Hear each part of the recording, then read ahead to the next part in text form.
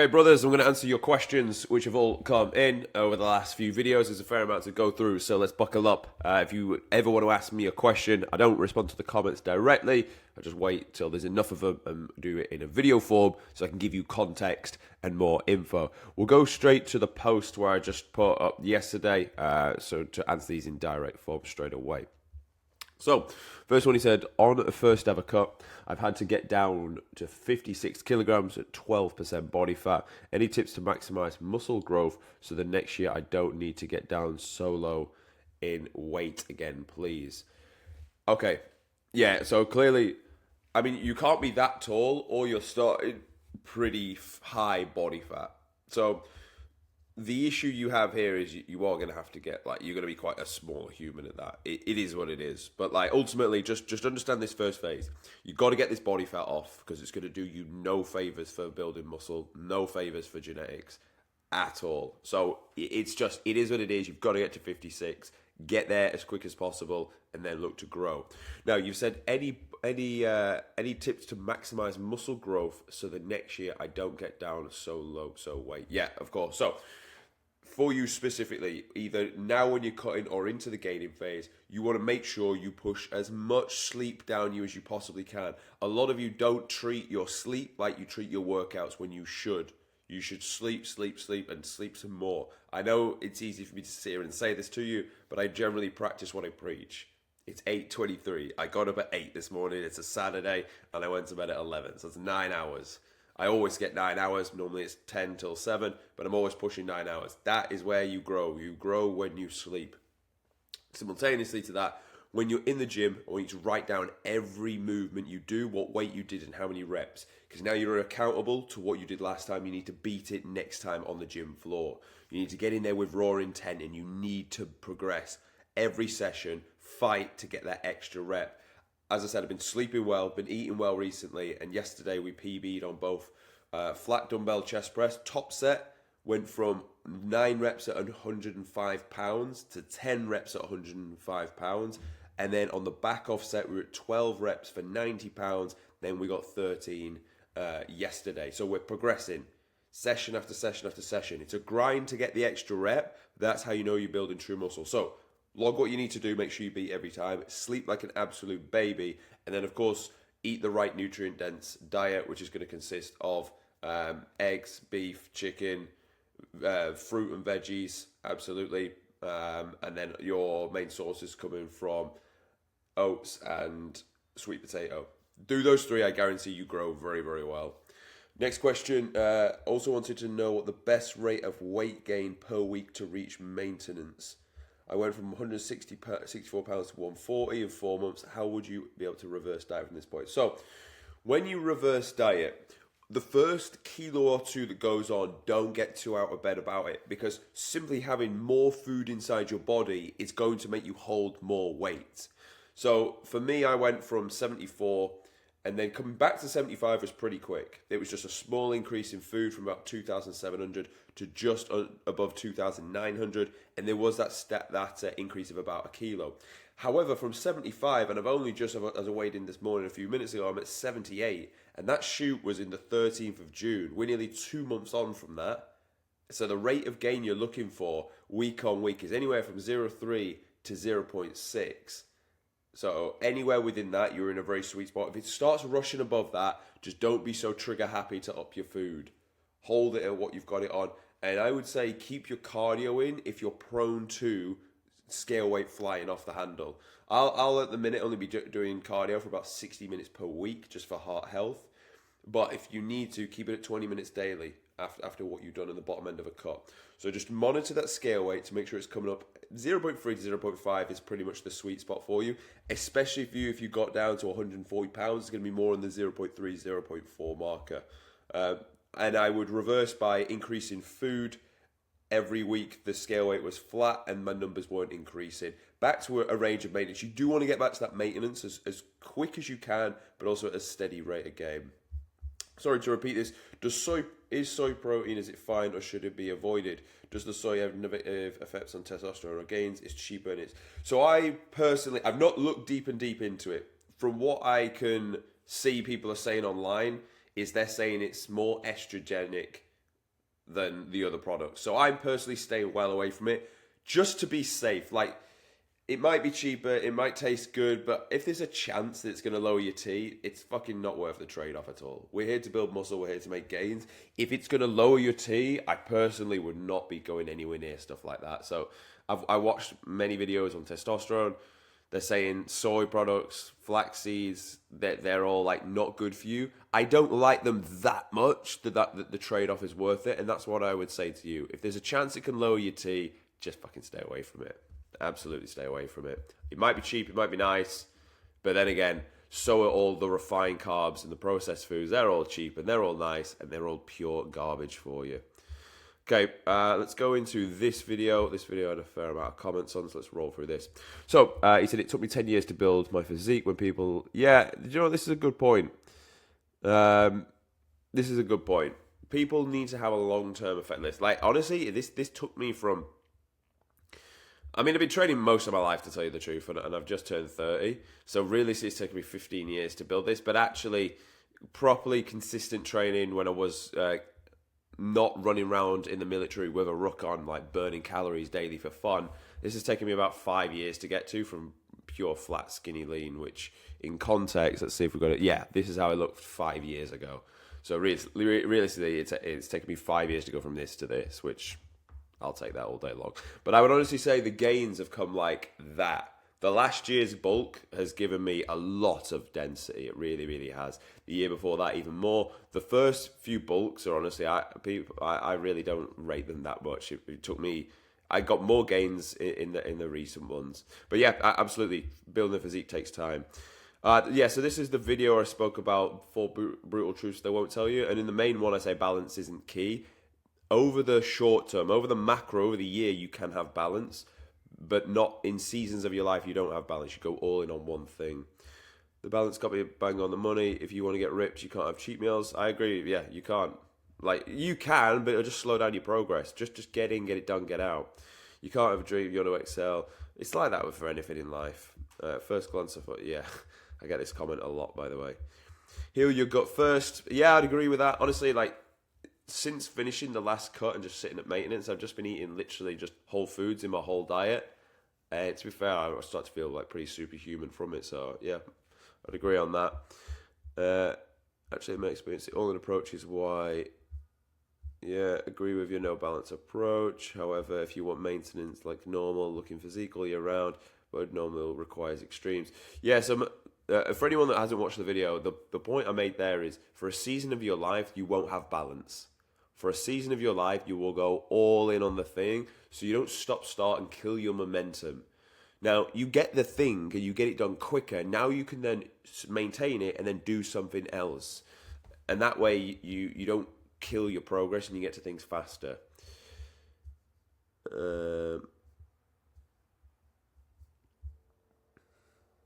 Let's see if there's any other questions on this. The problem with balance is it puts you in an equilibrium. You can't make progress. Yeah, I'd agree. It's obvious it works. It doesn't work because people don't stay consistent. The video seems to be for people looking to body fat under 10%, which is unhealthy. But if you want to completely chase your dreams. So I'd say with this, it doesn't matter what body fat you are. You want to have an all-in approach. Anyway, if anything, the further away from the goal you are, the more strict you need to be. Because as I always say, it's not even about the physique at the end. It's about who you had to become to get it. So if that's so far away from who you are right now, you need to get the reps in consistently so you can generally believe that you can be this person.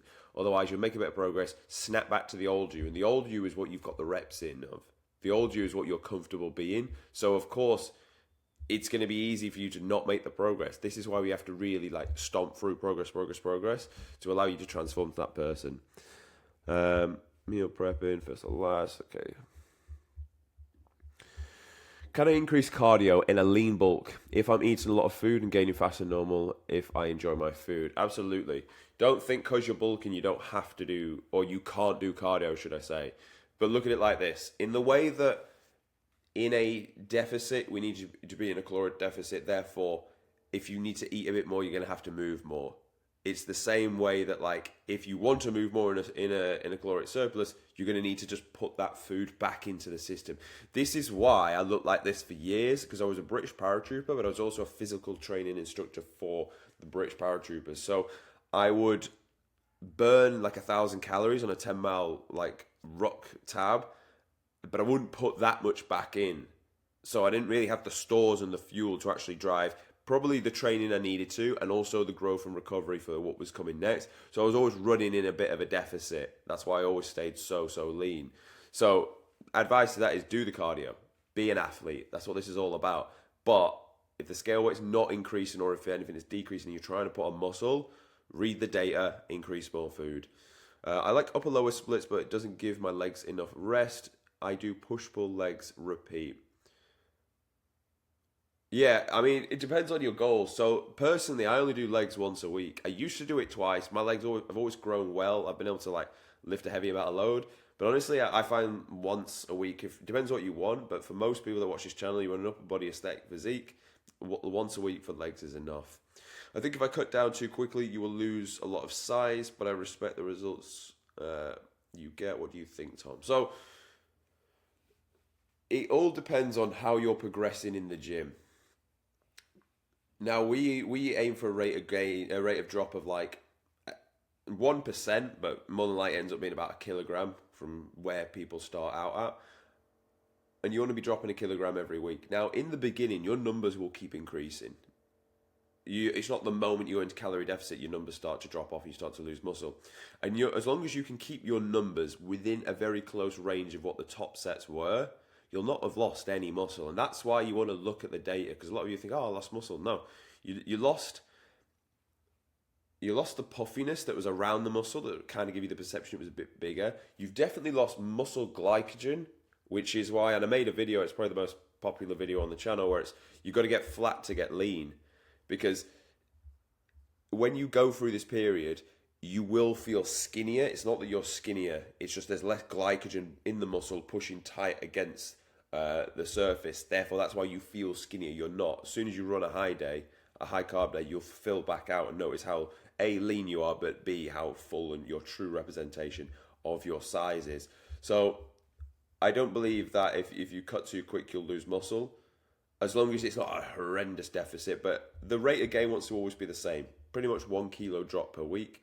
No quicker, no slower. Okay, from this video, your physique is what every man should strive for. Not too shredded, not too thick. Yeah, nice one. Honestly, like just to give context to the physique, I just turned 30. If you give it, age doesn't really matter. But I'm 173 centimeters or 5'8", just to give context. So I'm not a tall guy at all. And honestly, like I wouldn't say I look that dense either. This is me like normal, cutting around morning, top off, and very recently as well. This is me very recently. This also is. I believe this is with a pump, although it's taken in a bathroom. So just always have context with that. A lot of people won't tell you this, but like sometimes people will take photos with a pump, they look a lot bigger. This, I would say, is taken post-workout with a pump as well.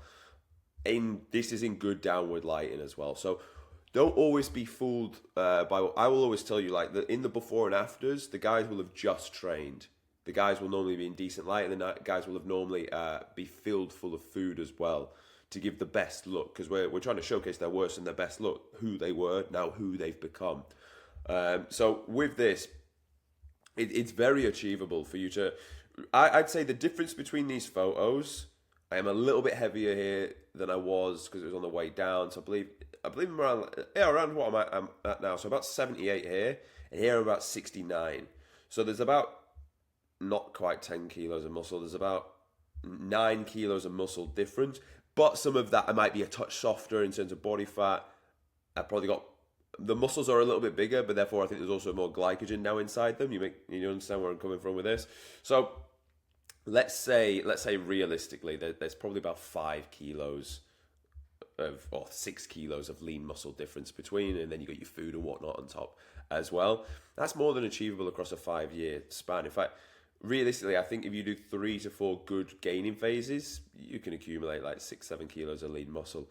What I will say to you is, the weight you increase will not see that much, but the look and the effect on the physique gives you a drastic and a completely different story. Like if you look at the two shots here, it might look like I've added like 15 kilos, 30 pounds of lean muscle, but that's not the case. But it does look that way. In actual fact, it's a lot smaller. Now, why I make this point is a lot of you will probably get disheartened by how much of it's actually changed and how much the lean muscle has increased. But just understand, the amount you increase it by actually gives quite a big effect on the body as well. So just understand that. But yeah, we preach the athlete lifestyle, which is you do your 10,000 steps a day, you can lift well, you can still move and do cardio, you're still fairly lean and have a six-pack, and you literally have it all. Like you could go hike up a mountain like we did with our boys in Guatemala last week, up to 4,000 meters. You can box, which I've been doing a lot recently. You can run, or you can just go into a gaining phase. That's the purpose of this first phase of this body recomp, going from like 0 to hero. Your younger self already had a great frame genetics. Potentially, potentially I'd say. I started pretty lean. I was always very active as a kid, but fuck me, there's no muscle on that frame whatsoever. I mean, I literally look like a scarecrow. Hey Tom, I'm doing push-pull legs, rest, repeat with low volume, but I'm sore a lot of and not recovering from time, doing 10 to 15 sets a session. 2 per set. I'm taking everything to failure, but wondering if I shouldn't do so. If you're always so sore, no, it means you're not recovering from what you're doing. In which case, I would taper off some of the volume. Frequency is a very important thing. I would just taper off the volume because it just sounds like you're doing too much for what your body can recover, and that's okay. You want to find the threshold of what you can recover from. You want to stick at that, and it's going to be different for everyone. It's going to be different depending on if you are a like enhanced or not. Let's go. I'll tell you what we'll do. We'll go through the recent videos. This guy's just peppered my channel with. Okay, cool. Let's see what else we got from people.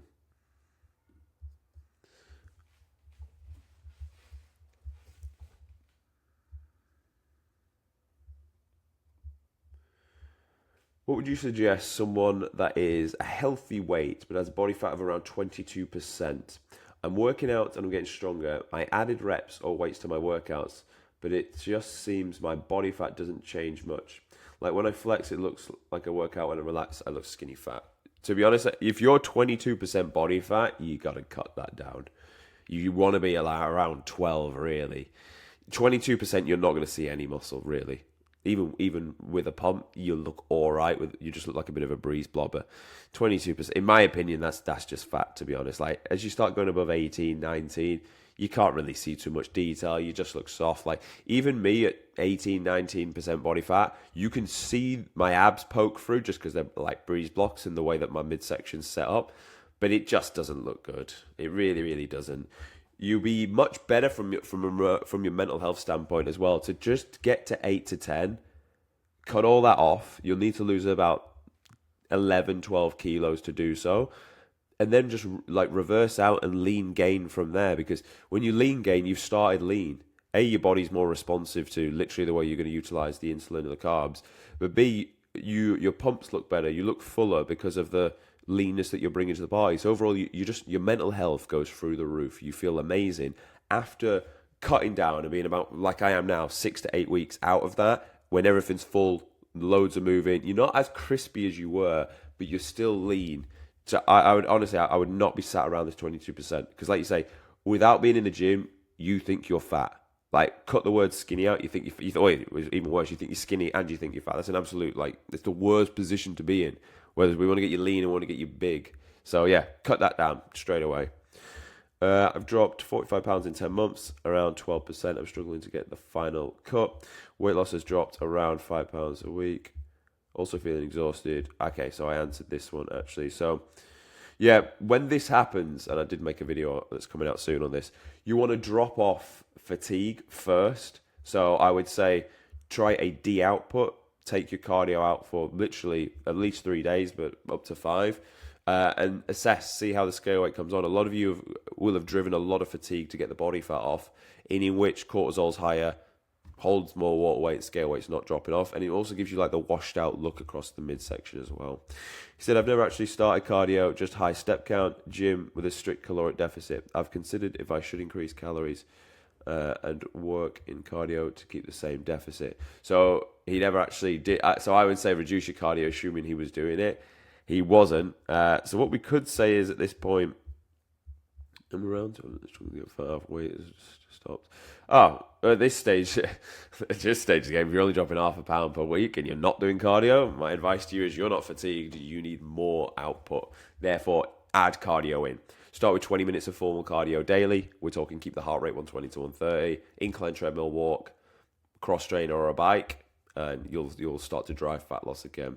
Same here. I've cut back on cardio and I've noticed the change in a few pounds. Damn stuck, but keep it up. So he's tried what I mentioned in the first place, but this guy actually needs to implement his cardio.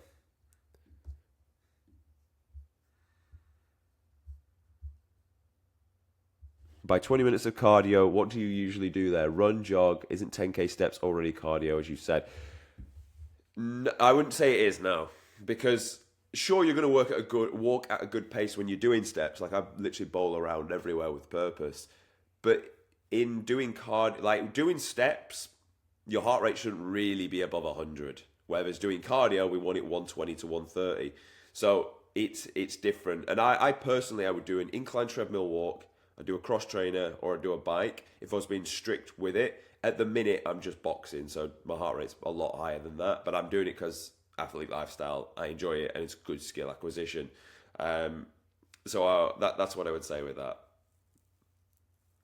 Not the dark chocolate, go hard. Oh gosh, yeah. Do you know what? Fair enough. I always have dark chocolate. That's the one thing I write right at the end of the day with some yogurt, and I'll have about 90%. For most of you chocolate lovers, that will absolutely repulse you, but I actually really like it.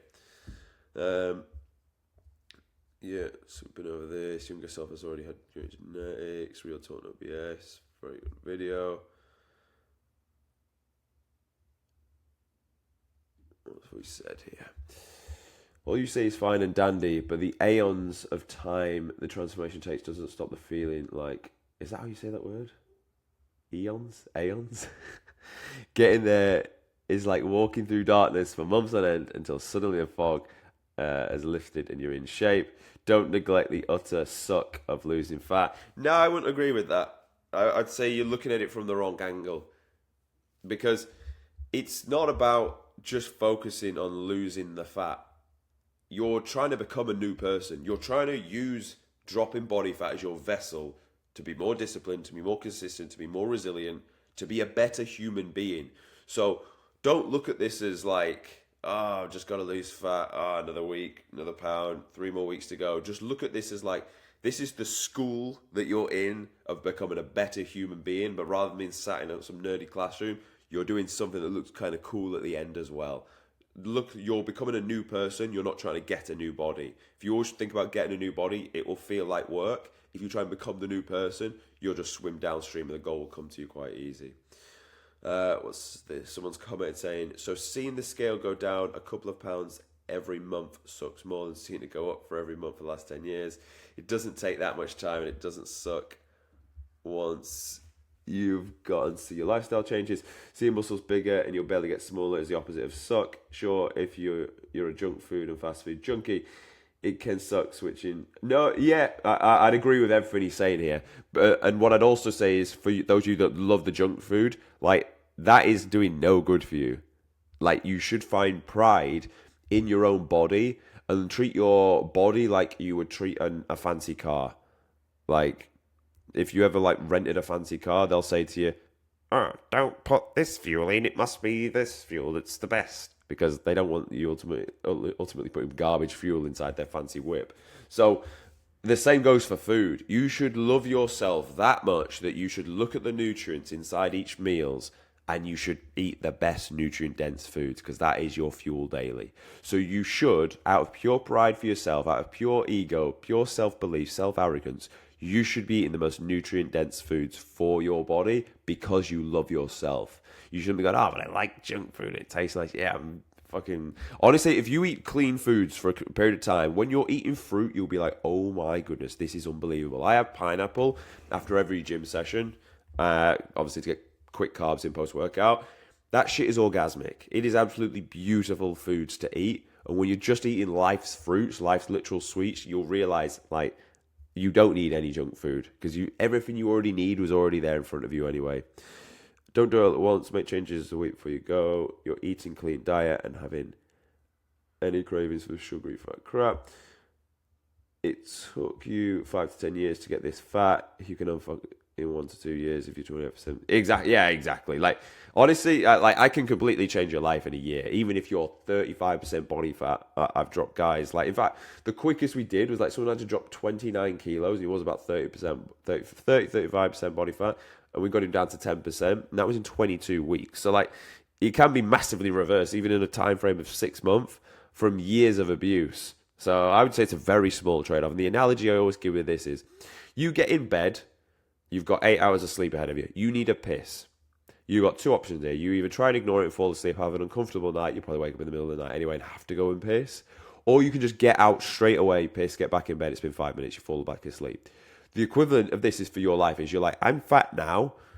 I'm 37. I'm fat. Fuck it, I'm just going to stay fat for the rest of my life. Even if you're 50, you're like, I'm 52. I'm fat. I'll just stay fat for the rest of my life. I've got another 8. I've got another best part 30 years. So I'm just going to stay fat for it. It's like, no. Get in shape for a year and enjoy the rest of your body and ultimately much better mental health for the years you're on this earth. Like, the only thing you know for certain is you're on this earth, you've got to enjoy the time that you're here. Nothing you can take with you really matters. All that matters is you're happy when you walk around this earth. And I guarantee you getting in shape, you will be much happier. That boy got ripped. This is class, really useful information. Thank you. I'm around 15 to 20% body fat. I feel my body relaxed, looks very mid, almost skinny fat. But when I take pictures, flex, it's pretty lean. I just can't really lose the weight since I'm a healthy weight.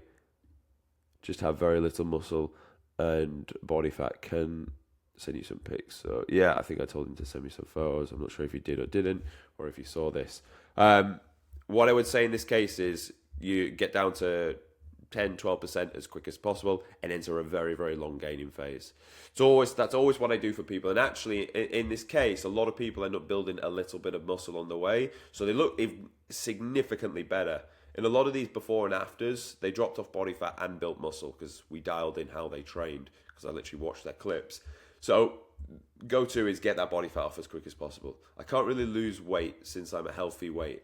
That's your own mind telling you that you're a healthy weight. If you're 20% body fat, you're not a healthy weight.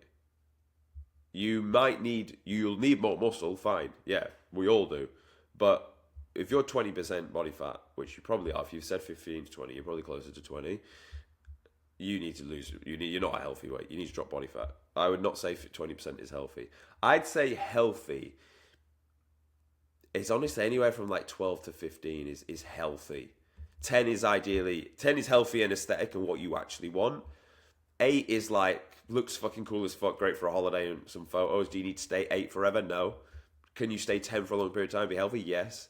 Is 12 probably going to be your sweet spot? More than likely. 15, I don't think you're going to get the same aesthetic that you want, but you could class it as healthy. Technically, 20 is healthy, but like, fucking come on, mate. 20% body fat is fucking soft as anything. Like, from the standard that you want to be, that's not acceptable. Guessing before, yeah, funny. Okay, what else we got here? Yes, this guy. This guy asked if so this is when we done our team photo shoot in the UK, which we'll be running photo shoots each and every year. They asked are any of them enhanced, and they're not because a lot of them are still serving or have just got out of the military. Great content, leg growth. Okay, we've been over these comments in the past. Yeah.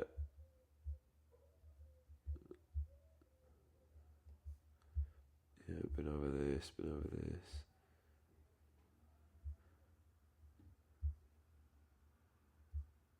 Oh, this is a real old video. How to develop soldier level discipline. He said, thanks, bro. New sub here. I needed to hear this. Also, previous one I watched was from yesterday. 4 brutal truths. I was told Oh, yeah, that's what you're saying. Only makes sense to the world. Okay, cool. Let's just run this up. He said, damn, just as you got to my questions. This is on the last answering your question types of videos. So let's have a look. Did he drop it in here? He said, really appreciate the reply. It's about having shoulder issue. They've been on and off for years and years. It's basically limits what I can bench massively. Now I'm using 7.5 dumbbells and do floor chest press, but the only way it doesn't end up hurting. Should I continue like this and eventually work on really small increases, reps and weight? I always seem to build back up to say 20 kg dumbbell press and bosh, the shoulder starts fucking up again and again. Really appreciate your reply. Okay, so you've got a bad shoulder. You've only been able to lift up to the 7.5 dumbbells or do floor press. It's been on and off for years. This would be my advice if you've got a bad shoulder, or if I had a bad shoulder. First and foremost, I did have a bad shoulder once where it was really protracted. What I did first and foremost was I rode the life out of my upper back so that everything is sat back and everything is supported. A lot of the muscles in the upper back and the traps are there to support the shoulder from the posterior side. So upper back rows, first and foremost, that's what's needed. The next thing, I would work through ranges that I can do, and specifically I would do lateral raises, and if I could only lift my arm up like so high, let's say we're here, and I can only lift my arm up to here, then I'm just going to here, but I'm going to use cables, because the cables are going to keep tension on at the bottom, up to here, and then up to here, if I can. So I'd work through a range that I can do on movements that are okay as well. So starting off lateral raise, come as high as you can, then come back down. What I would also do is I'd still want to strengthen it, but we don't want to aggravate it. So what you can do is get a machine, take the load here, and just hold it. You know, like a plank is known as an isometric contraction. The muscle has tension, but it doesn't change length. I'd do that for my shoulders. I'd literally hold static in this position. You could do it with dumbbells, but I'd say do it with a machine because it's easier to get up. And I'd just hold it for 30 seconds, times 4 with obviously a break in between, and I'd get stronger at that. That way my shoulder's still working, but because I'm not changing the length of either the joint or the muscle, there's no aggravation there. Normally the concentric phase is what will aggravate it. You can progress from that. So let's say you've been doing that for a while, you actually feel it's getting a little bit healthier. Go back onto the same machine. Grab a weight that you can press for one arm. With the strong arm, push it to the top. With the weaker arm, take now control of the load. I want you to come down slow 3, in fact slower 4, 3, 2, 1 to the bottom, bang, press back up, and repeat the process. This is going to load it through the eccentric phase. You are stronger through the eccentric phase. It's also very good for muscle growth as well. But normally it's the concentric action which is going to aggravate the shoulder joint. So to summarize what we've said here, I would first and foremost look to fix and make sure my upper back is as strong as humanly possible to support. I would then go on to lateral raises first, because more than likely where your arm is straight, you can manipulate that coming out to a certain height. I'd use cables to keep tension all the way through, and then I do isometric holds and then eccentric loading. That'd be how I'd go about fixing my shoulder.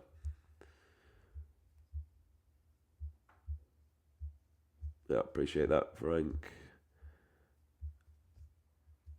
I have a question. I worry about consuming soy protein powders, but they're cheap. This fucking soy motherfucker. Stop eating the soy protein. You're out. No more. Carb cycling or flat calories? I just go for flat calories. I'll run high carb days when it's needed, i.e. we're 8 weeks, 9 weeks in, the members looking flat, will run a high day then. Or they are about to do final shots and we want to fill them as much as possible, then I'll run it. In my own day-to-day, I would say I start the day with mainly protein and fats, just so I can be sharp and cognitively work. And a lot of my carbs I'll eat towards the back end of the day and before going to bed. This guy, you mentioned steps becoming ineffective over time. What weight do you recommend in a bag? I do 20k steps per day. Yeah, so I said to this guy, ideally, put a weighted. If you're light as anything, put a weighted vest on. 10 kg weighted vest is gonna as if you add 10 kg of body fat on, but you obviously don't. So that's gonna help with the steps. Honestly, if you start going like below, if you're in the 60s and you're needing to go above 15k steps, I'd just say just load it up with a vest so you get more bang for your buck.